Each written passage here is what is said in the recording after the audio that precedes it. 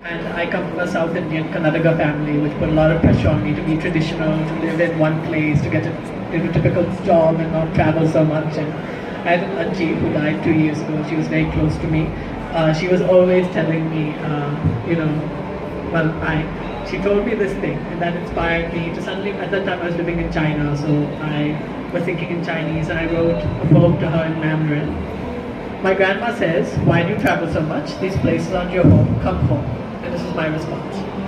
Kiran says, a bee too is born in a place. Its mother and father tell it to stay back. The bee knows that the world has so many flowers that need to be pollinated. If it stays back, the good work will never be done. Kiran says, to accept one's fate is hard. Follow where the wind takes you, hoping it leads you to the blue. So this inspired a set of collection, a set of poems in me in which I, in a sort of bhaktiya style, answered a lot of questions. Oh, thank you so much. This is better. Have I not been audible this whole time? I've been audible now? Okay.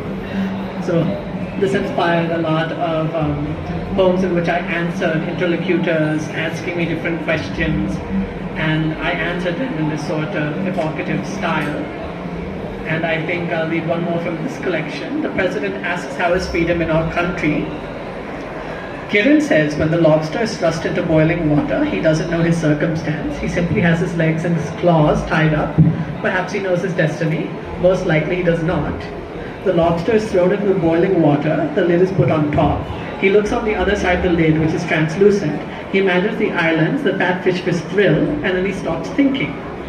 Kiran concludes, whether or not I have freedom, I'm not sure. My brain has long been boiled. And the last third is a set of travel writings in poem form. I was inspired by the Sehatname of Evliya Chalabi, and I took 12 countries I lived in. I gave them each a personification.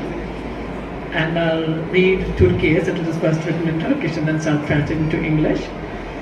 How do you begin a narrative for yourself when your family has already imagined it for you? Or have they imagined it? Have they honestly imagined it? I would ask, but I too am afraid, because there's the person I want to be, or rather the person I must be. I know that this is the person I am.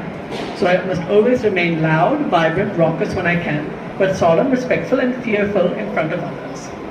I'll read the Indian poem, because the better poems were all Indians. In all of the cosmos is an eye, and in thousands of years, those eyes bequeath the worlds. Millennials of culture, ways of seeing things, ways of perceiving the world, and it will always be foreigners to it.